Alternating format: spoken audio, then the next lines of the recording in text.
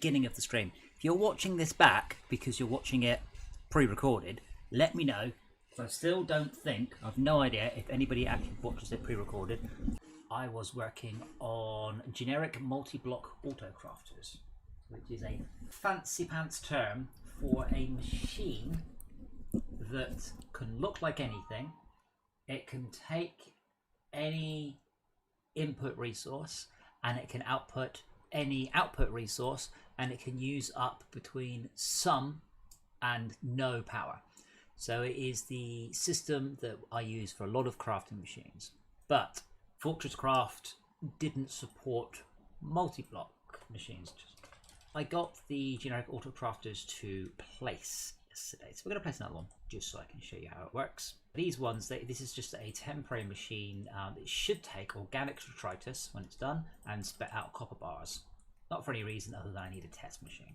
Fortresscraft 2 is a completely different system for research, and to start off with they need a machine. Today, until I implemented the lab, the first multi-block machine, we realised that quite a lot of Fortresscraft 1 players never saw a multi-block machine.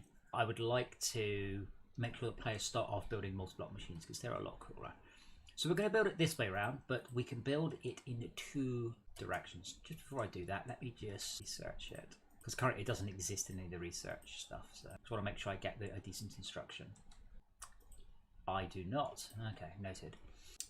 So there we go. Now there is something going on with there's a race condition to do with my new things, but I have now got here a 3x3x9 or a 9x3x3 generic AutoCrafting machine.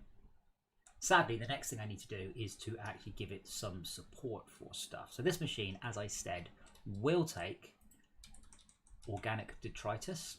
We'll start with that one because right now it doesn't understand how to deal with anything. It has no concept of anything. It can't talk to conveyors, it can't talk to hoppers, it can't do any crafting. We need to write all this. If this doesn't interest you and you are watching it not live, just skip forwards about 5 hours and we will start doing some programming. So I've taken a lot of code out of the generic AutoCrafter, but none of it's hooked up yet.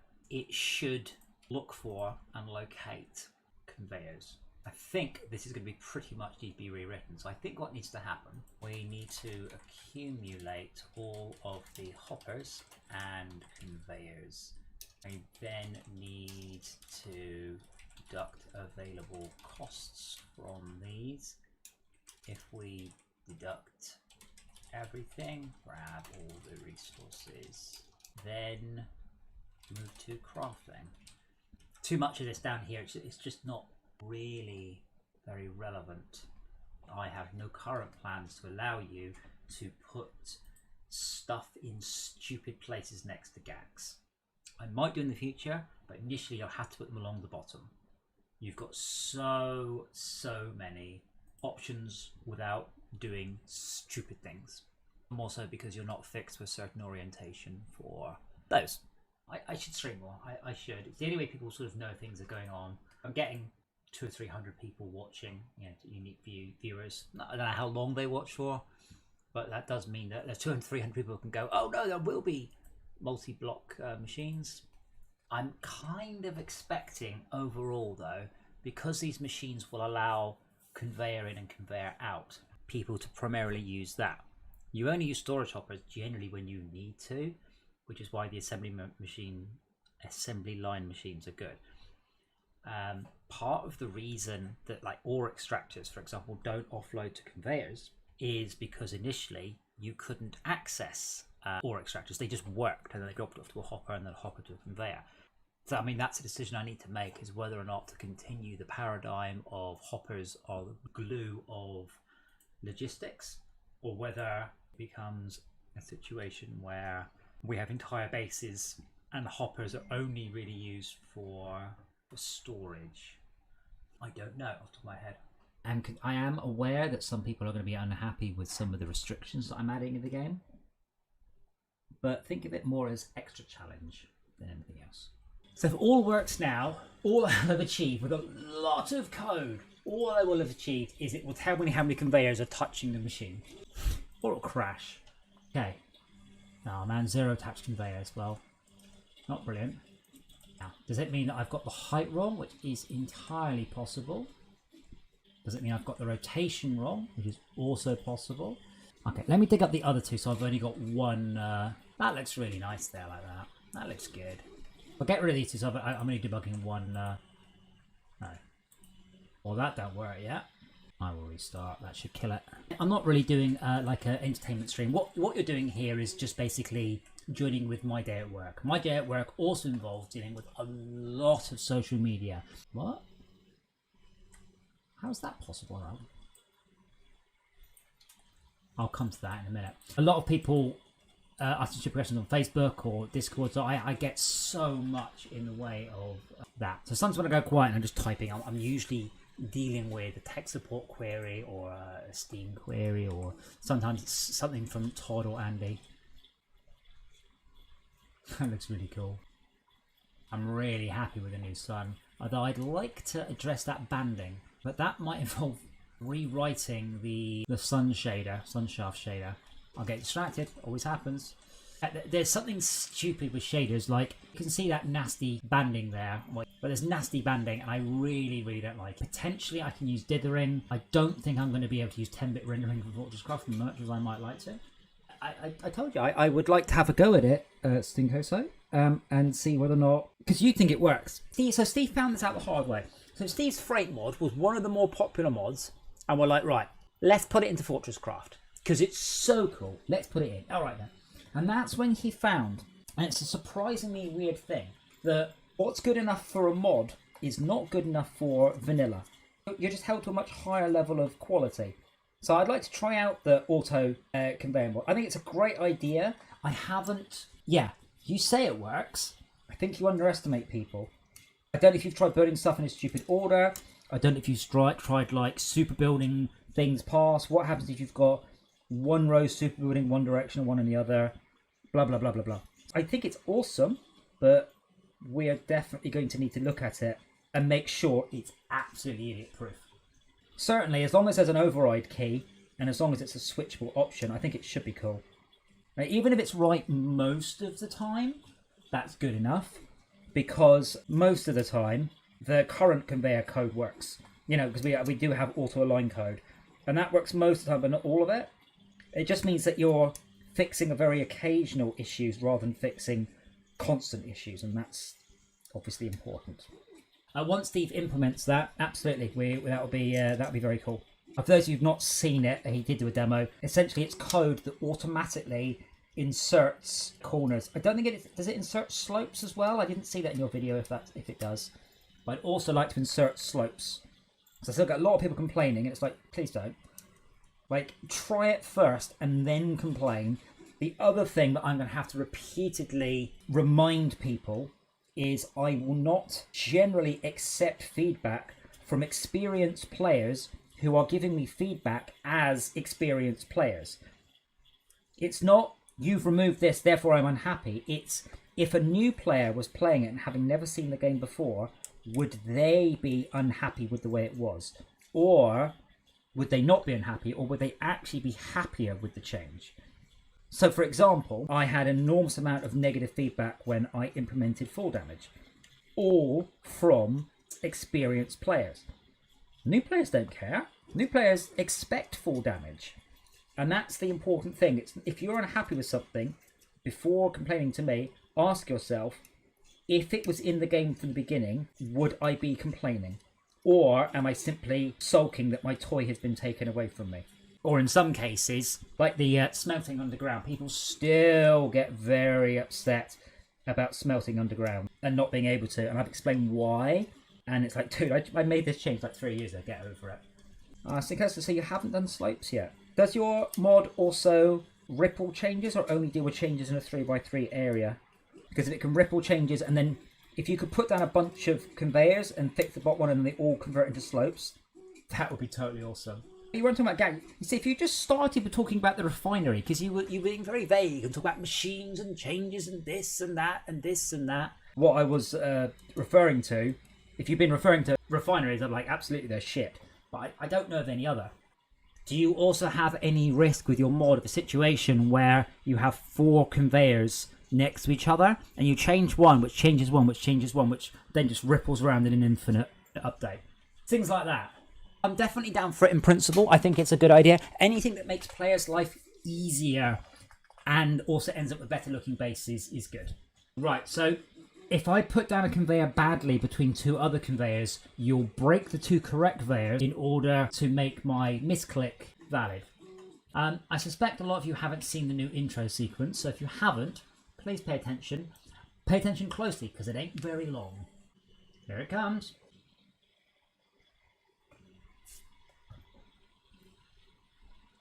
There you go, level generated. I might actually slow that down a bit.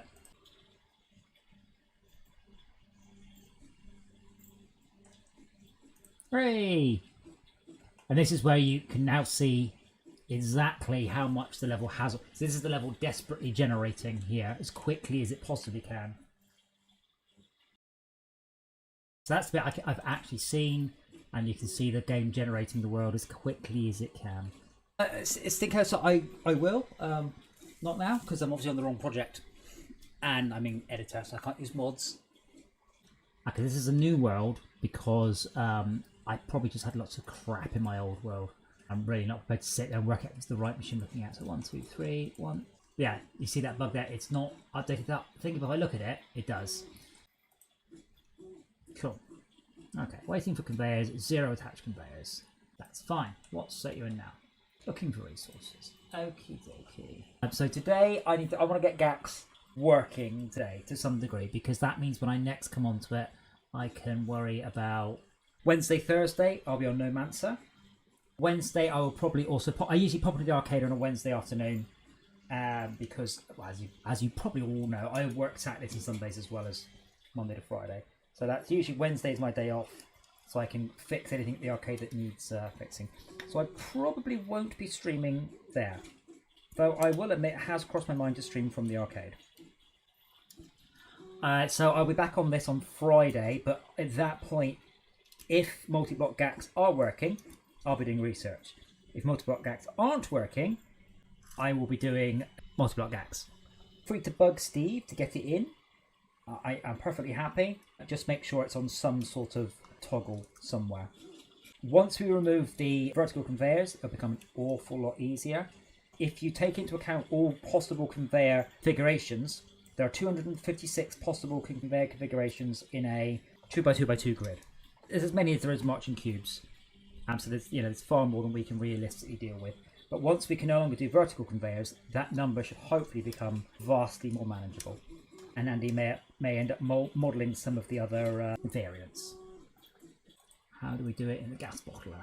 So the reason I'm using the gas bottler as the base is the gas bottler is the only multi-block machine that allows you to build it in one of a number of ways.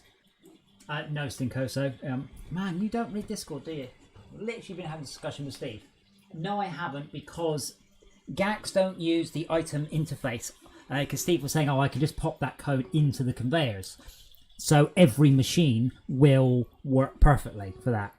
And then I pointed out that interface is far, far newer than most of the machines in the game. Part of this has been, so now there is nothing stopping me in here changing the size of the machine. Now the model won't match up. You need a model that's the right size.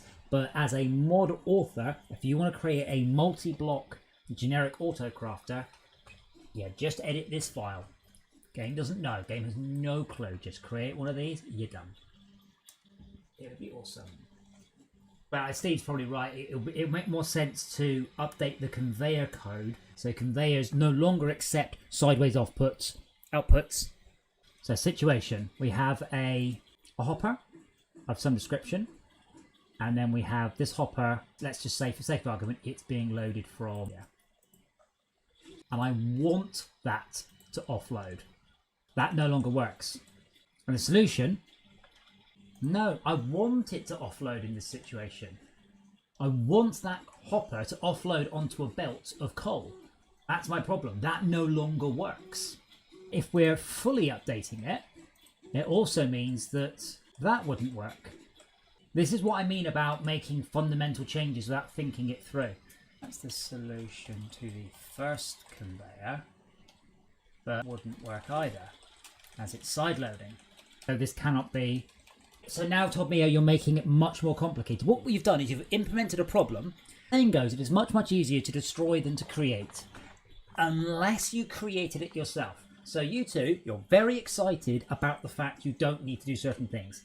There are major fundamental issues with this, and you're now trying, instead of going, you know what, that's a bad idea, you're trying to make it more complicated. So in this case, the solution would be a T-piece conveyor for that one, which I don't want to add particularly, and a cross conveyor for that one. You are talking about, what's the issue? The issue is that no longer works. If you cannot sideload to conveyors, that doesn't work. You're sideloading onto that conveyor. That is no longer valid. That means we need T-piece conveyors and we need cross-shaped conveyors. And the other solution would be a hopper there, or a turntable, which I don't think is going to make anyone happy. Three-way zip and merge, which I don't think we've got one. Yes, two-way. By making this very simple and you know, on the surface of it, excellent change, you have created a whole number of new issues. Forget the cornerbouts, just forget that entirely. Right now, as it stands, excellent. That machine, as it stands in Fortresscraft, will not offload to that belt. Previously, it would have. We changed it, so GACs will only offload from belts facing away. So if I pop a thing there, that one can offload. The change that will be coming is that will offload. So only belts that visually face away from an object will offload. Cool, awesome, totally sweet, love it. We should also, therefore, change all machines to be consistent. And I'm like, you know what? That's a sensible idea. We should do that. The moment you make all machines consistent, you fundamentally break a whole number of ways that we are currently playing the game, some of which I am not so happy with. So I can see a situation where I might load these hoppers up with something, and then this belt here will fill up with stuff. But if you don't want to allow, and I quote, no side loading from hoppers would be glorious, that doesn't work. If we implement that doesn't work, that's no longer a valid movement like that, because that's side loading. That doesn't work because that's side loading. It's not that simple. Making the statement we're not going to allow side loading has a huge number of knock-on effects, some of which are not desirable. And implementing a whole bunch more machines just to allow you to not use directional hoppers is definitely not on my list. Directional hoppers are great. I know you don't get lower tier directional hoppers, but they are great. Well, no, we have directional hoppers. Directional hoppers only output in one direction. You just piped up, so I'm going to pick on you. In Fortresscraft 2, with the plans, should that hopper offload onto that conveyor belt? Right now, it will not. The question is, should it? You can solve that by putting a curve in. Hooray! Solved.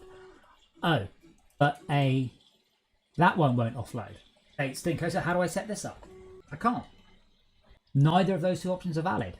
You're talking about doing that, which does work, but doesn't if, for some unexplained reason, we allow side loading onto belts from other belts, but nothing else.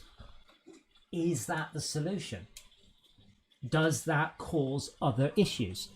If the solution is their belts can side load to other belts, then that is the solution. Right, things you say yes in a very excited way, but until I pointed out the issues, none of you saw the issues coming. Who is to say there isn't another issue that we just haven't thought about?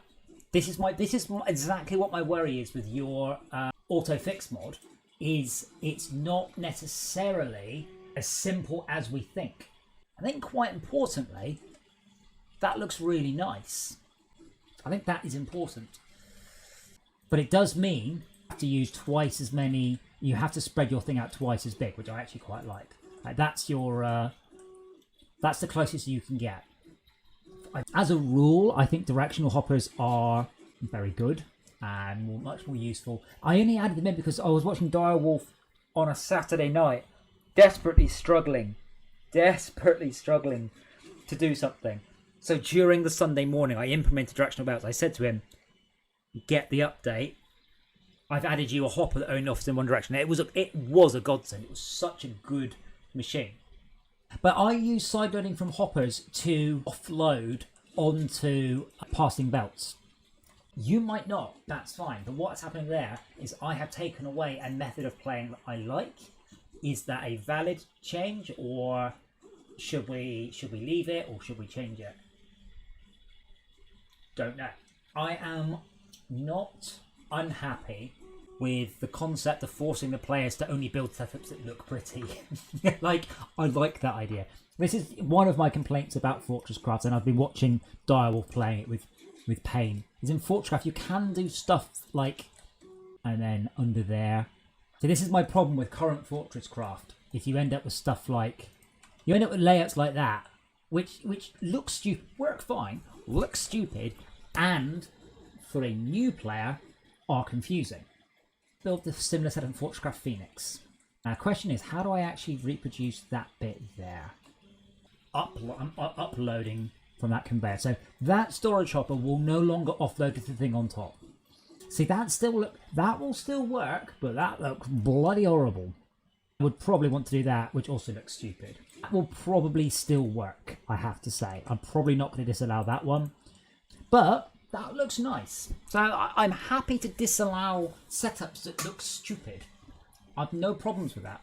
We've gone from 112 to 4. We've got 3 more blocks. Slopes under the belt line won't work. Absolutely, there is no chance that will be allowed to work. I doubt even allow placement of that. Definitely not. Again, we're back with, it doesn't make sense. It's important to me that when people see screenshots or other people playing the game, that the game looks nice. That does not. That looks like a hack.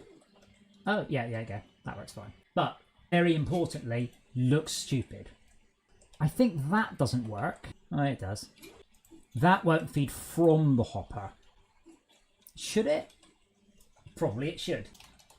I have found before though, with a game of this complexity, it's so easy to make a trivial change and not realise that some pair of machines talking to each other, you've completely broken.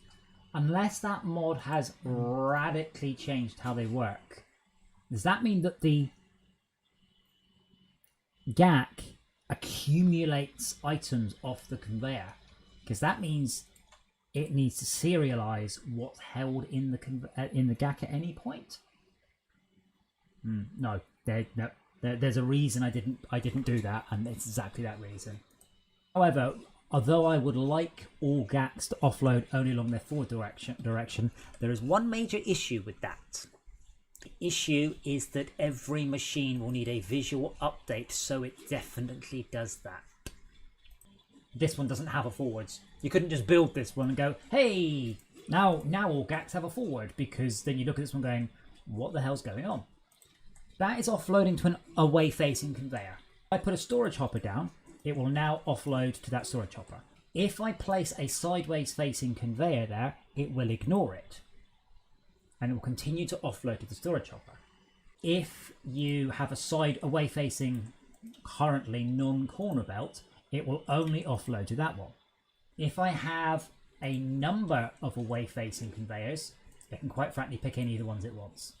It will only offload to a curved conveyor that is facing away, which is not what you think. So it will offload to that.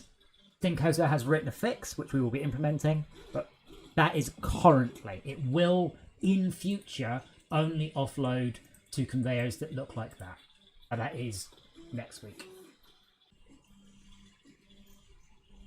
I mean, you can do that with a conveyor belt, with a turntable, which would be probably how I would do it.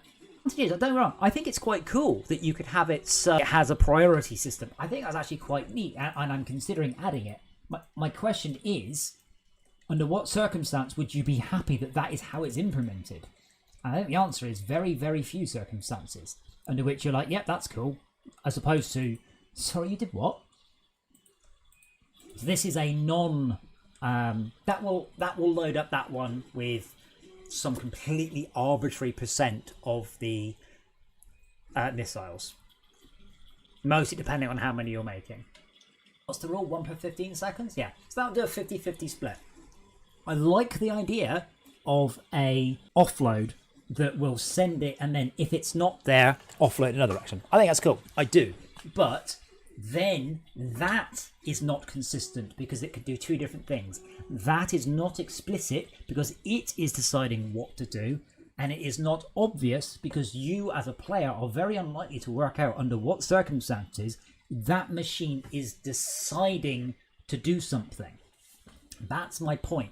Consistent means it always does a predictable thing, and that predictable thing is obvious and intuitive in this case. If it offloads in one direction always, except sometimes, that's not intuitive, that's not consistent.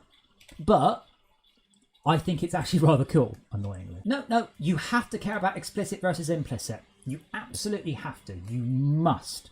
This is why traffic lights do not have an implicit state. They have red, stop. Red and yellow, get ready to go. Green, go. Yellow, get ready to stop. They do not show amber for both stop, get ready to stop, and get ready to go because that is an implicit command. Only explicit commands. Fortresscraft, you should, as every player, this applies to everyone, everything should be an explicit setup. Otherwise, when it chooses to do the wrong thing, you don't get to complain. As far as the code is concerned, that is absolutely the same thing as this.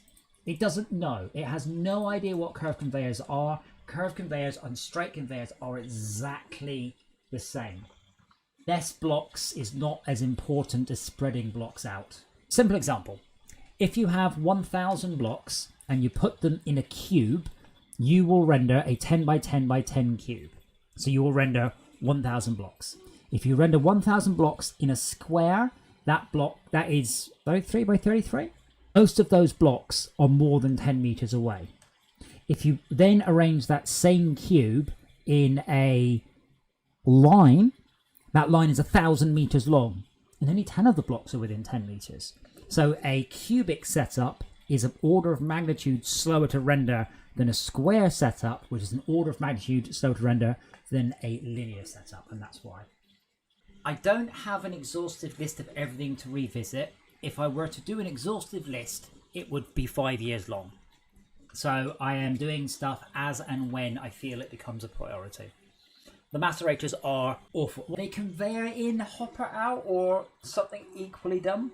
Or they can't offload to previous GACs. Still be an issue. Yeah, because they were designed to look like this. I don't think that's actually a valid setup, and they won't offload one to the other. And these were some of the very, very first machines we did. And I was like, you know what?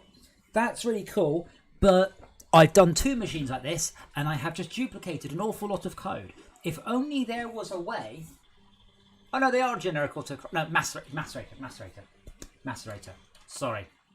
I got confused because they look a bit similar. Yeah, it's the macerator that's complete and total nonsense.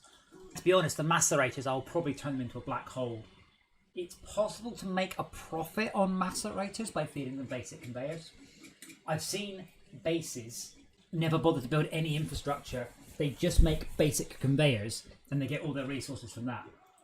No, I don't care if you do it. It's hilarious. But these people had a more of basic conveyor crafters, maybe 200 meters across, all going into maceration and then sorting. It was amazing. But it was definitely one of those, dude, I think it's just easier to play the game properly. I've never bothered to patch an exploit. I just laugh at people who goes, I found an exploit. If you do this, and this, it's only 4 times slower than doing it properly. Like, well, no. I mean, these guys went full on hardcore basic conveyors into macerators to get all of the resources they wanted. And he's like, you're not going to nerf it. I'm like, dude, I'm so impressed. I'm so impressed with what you've done. I don't know why you did it, but I'm genuinely very impressed. Why did you do it? I'm so glad that once I get this code right, this will do me for every single multi-block crafting machine in the whole of Fortresscraft forever. You do that. Do you know why that brace style exists and what it's called? Fun story, boys and girls. And do you know why no one uses it in commercial environments? Indie devs, fine. Do it like hobbyists, do it like. If I came across a conversion environment that did that, I would leave. I shouldn't be telling anyone to program because I got an X, Y, and a Z mixed up earlier. What is the advantage of it? It does have one advantage. A number of questions cross over. What is that brace style called? Why is it used? Why does it exist? And why shouldn't you use it? You know why you do it, Spheric. You do it because that's what you were taught in a university or college or school environment. If a company is using that, they need to be taken outside and shot.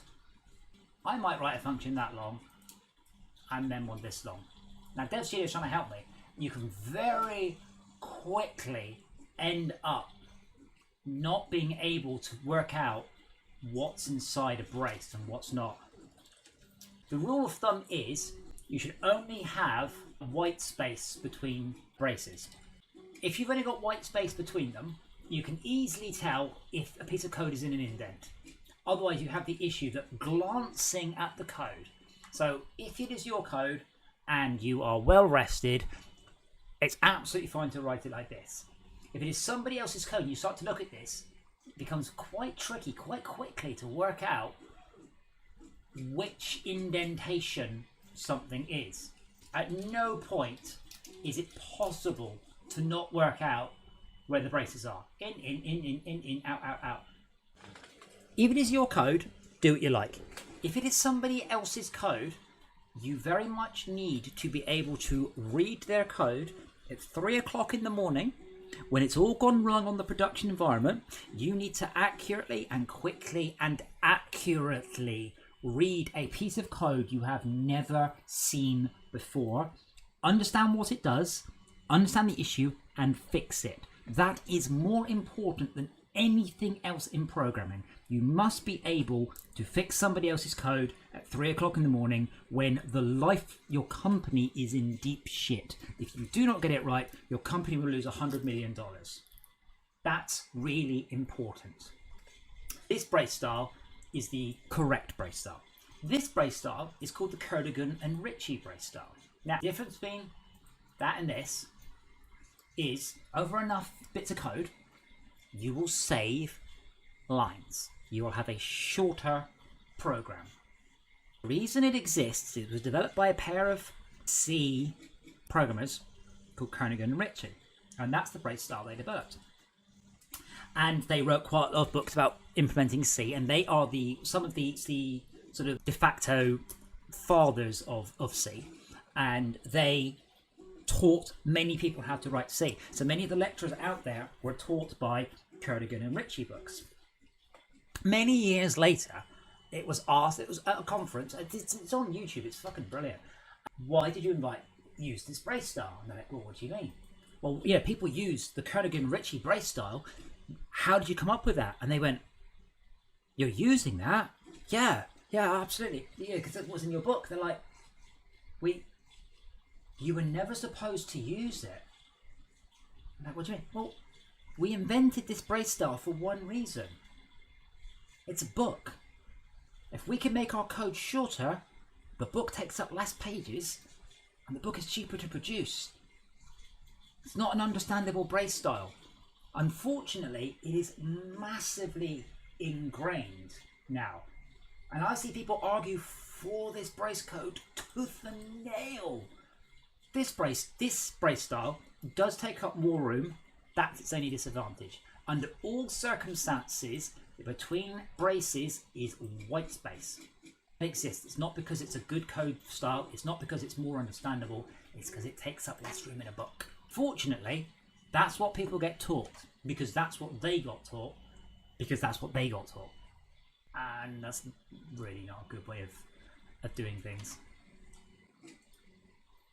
My cursor doesn't work. So maybe you shouldn't be listening to me. That was definitely one of the discussions, which was Kerrigan and Ritchie or one true brace style. The only argument for the Kerrigan and Ritchie, as I said, is if you print it out, and at this point we raise our hand when, if we print our code out, if you are a young'un and you've never had the joy, the sheer orgasmic joy of printing out some code and then reviewing it with someone with a red pen. Wrong, change that, move that here. Oh, it's great. But, and when was this? 2004, I think it was? Fundamentally, the concept of printing out code. And we were like, no, who does that? No one does that. No one prints out code. But it's not that it necessarily applies to the games industry. It's just that your company might be worth $500 million. It may also be that your company is trying to clinch a deal. It may be that your company has a service or a product, a digital one, that is live. It may be that there is an issue. It's 3 a.m. Everybody gets out of bed in 3 hours and starts to use your product. Your company will lose $200 million in value overnight. At that point, there is nothing more important than code that is easily understandable. That is the most important thing, more than anything else. Example. Now, you have to get this right in a glance. You can't sit there and analyze every bit of code. It's 3 hours. You have to have this bug fixed in 3 hours. Have I fucked that line of code up? Have I got the operator precedence right? What is the operator precedence? Is it left to right in this language? Is it BODMAS? I would always write. Now, it doesn't matter if it is a commutative expression or not. It doesn't. I have seen lines of code with 20 operators down. I am not looking at that and hoping that you, whoever wrote that line of code, was clever enough to get commutation right. It doesn't matter because you might have got it wrong and thought you got it right. Because commutative stuff, it doesn't matter which order you do it in. Some stuff is commutative, some isn't. I cannot look at that code with any certainty and say for a fact what the result is. BODMAS says it will be 4 times 3 divided by 4 plus 6. But I might have meant 12 divided by 4 plus 6. I might have meant 12 divided by 4 plus 6. Now, 12 divided by 4 is 3, plus 6 is 9. 12 divided by 4 plus 6 is 1.2. Those are very, very, very different answers. The point here is not which one it does, which one did the author mean? And when it's 3 a.m. and the guy who wrote it was killed in a tragic crocodile accident, you need to ascertain what his intent was. Then you need to ascertain if his intent was correct. And that's the problem with this, with doing it not in an understandable way. So I've done that out of pure habit. There's no point at all. I can't get it wrong. The point is you always put in braces so the... Hey, Stinkers, we're going to use that word again, man. So the function is explicit, not implicit. Times X times X. Now, the guy who wrote that line of code was much cleverer than me. Much cleverer than me. And I assume he got it right. The problem was, I was not as clever as this man. So when I came to this line of code, I went, I don't know what you're trying to do. I don't know what number to expect at this calculation.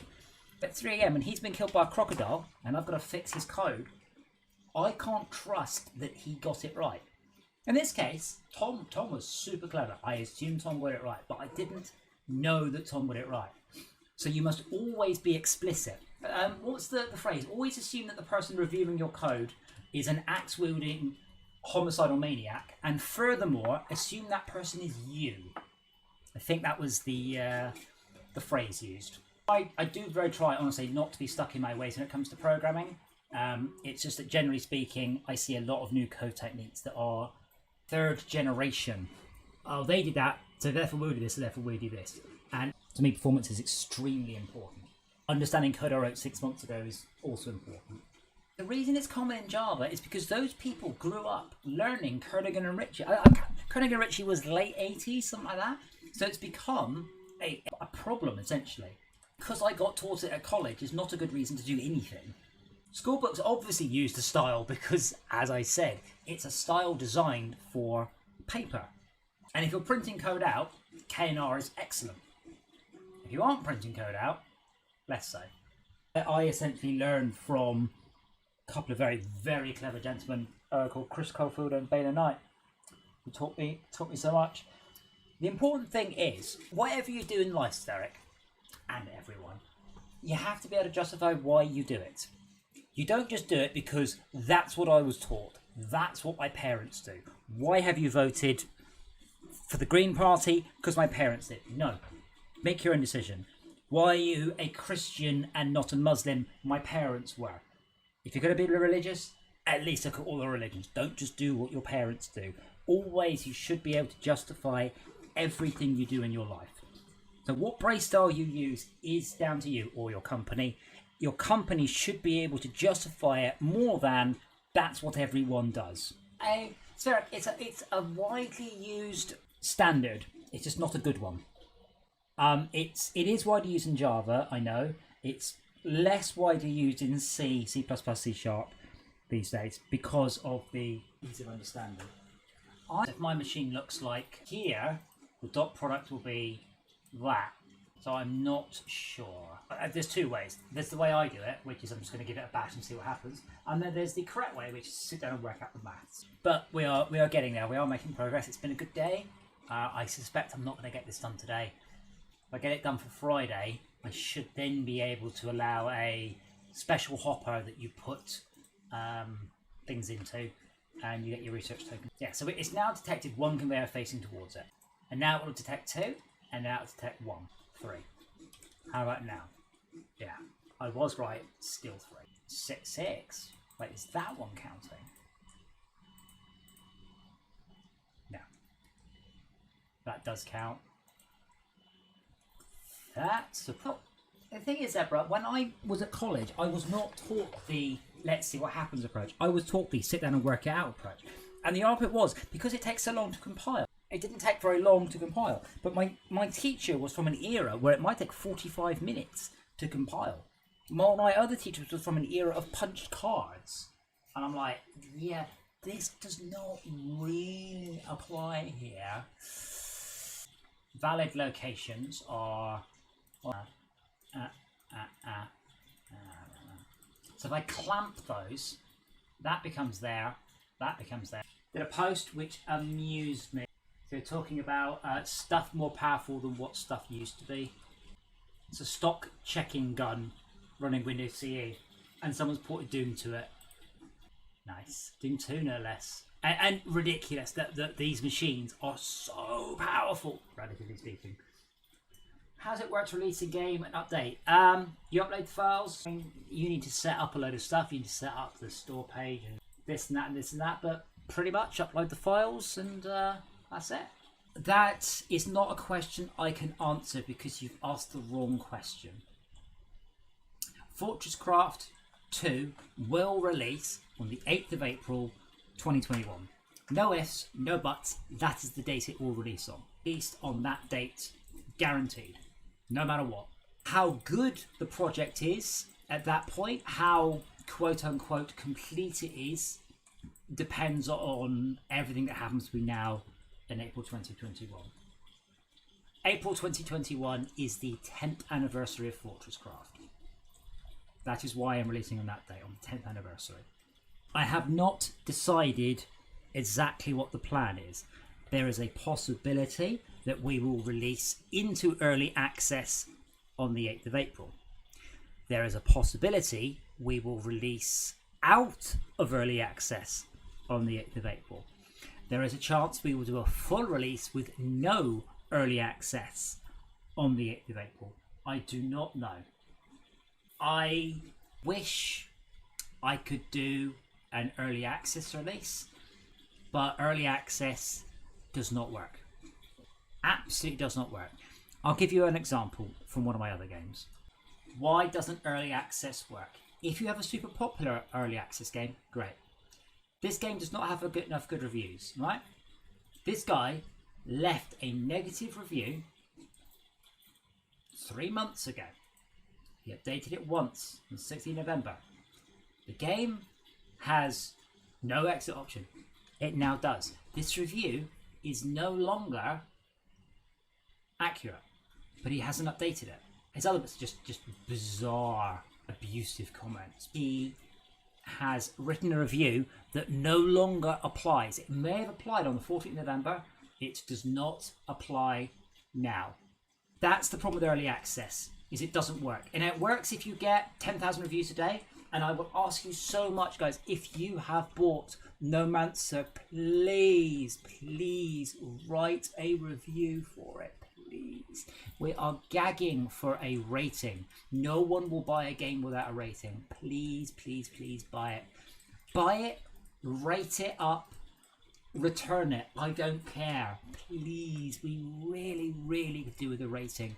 Please mark up the positive reviews if you agree with them. Please, I really need them so much. I really need those ratings. I gave out a bunch of keys for people to do that, and then Valve have quietly changed it so that no longer applies. Andy, don't know if he's here. Andy does all of our three-dimensional art. Todd does all of our 2D art. I do all the programming. I switch between I and we. We is Projector Games. I is Adam. So, yeah.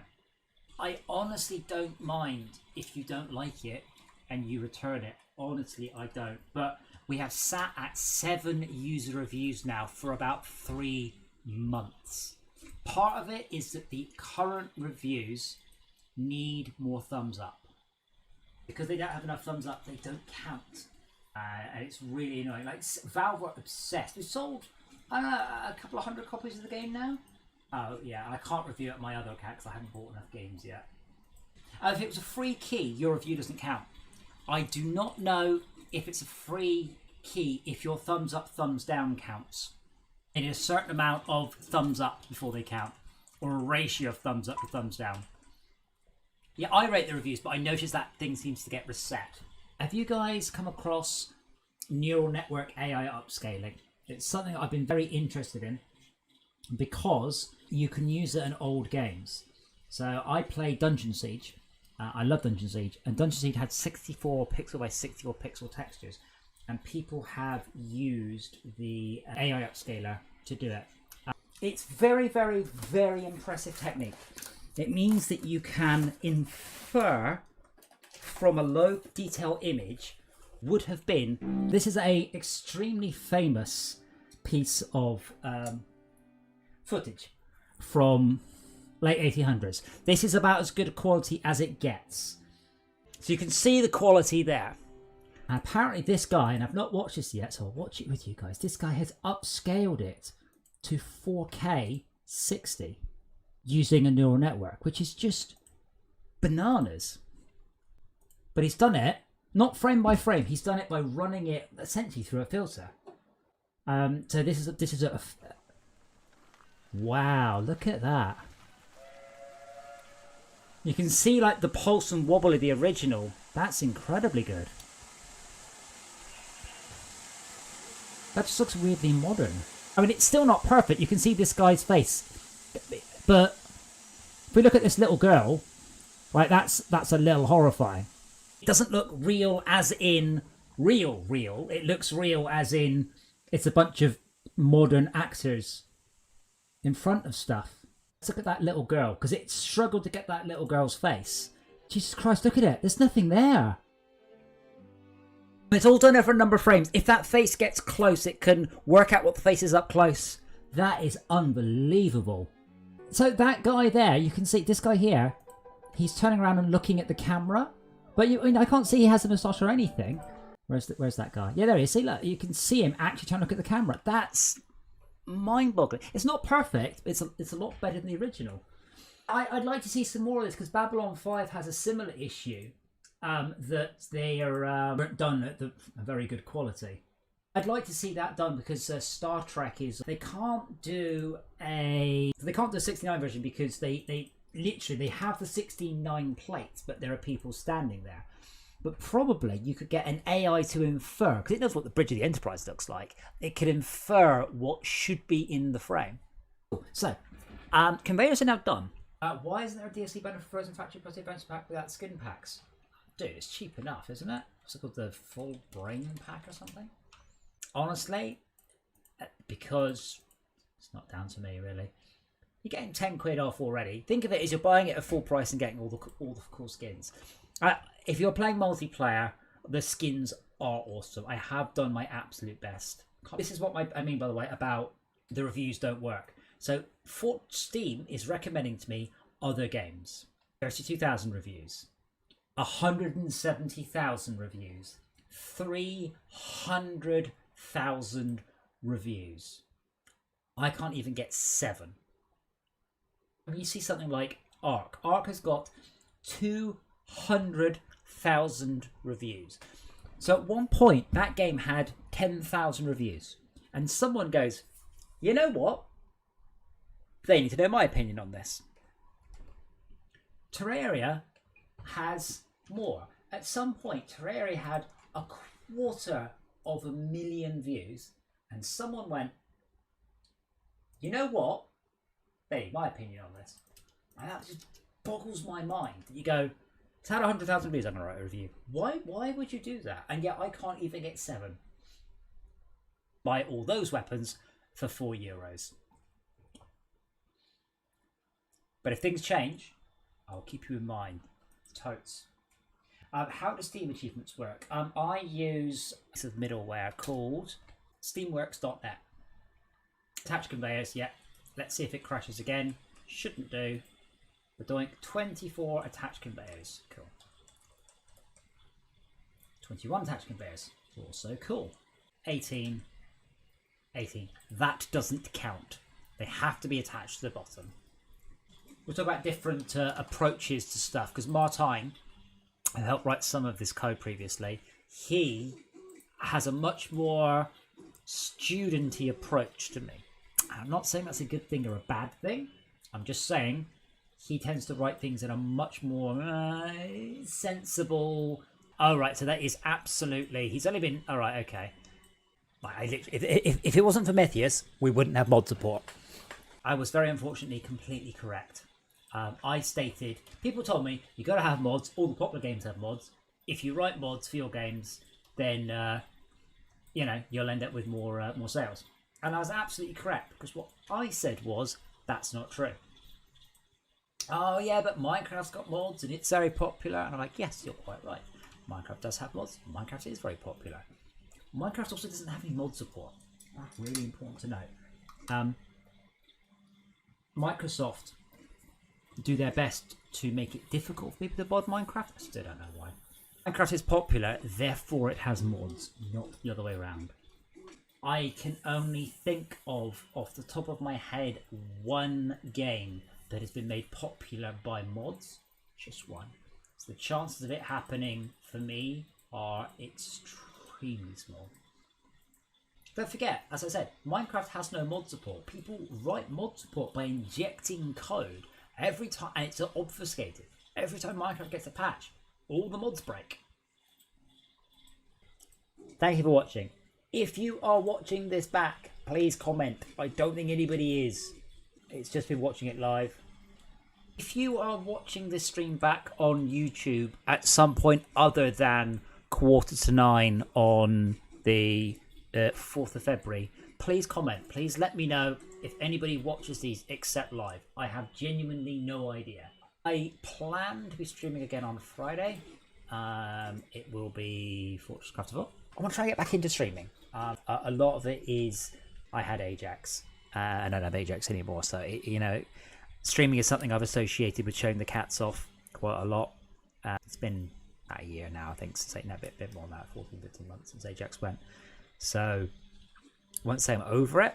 I'm welling up just thinking about him, but would like to try and get into streaming a bit more, because it's good to let people know what's going on. I don't always stream. I am absolutely always on Discord, but I am always working on stuff 100% of the time.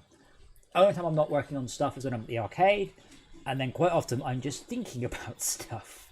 I do check them, and I do get notifications on comments. Today has been quite a productive day, though unfortunately I haven't created a whole machine. I've created most of the machine. Right now I have a machine that can interact with other machines but can't actually do anything.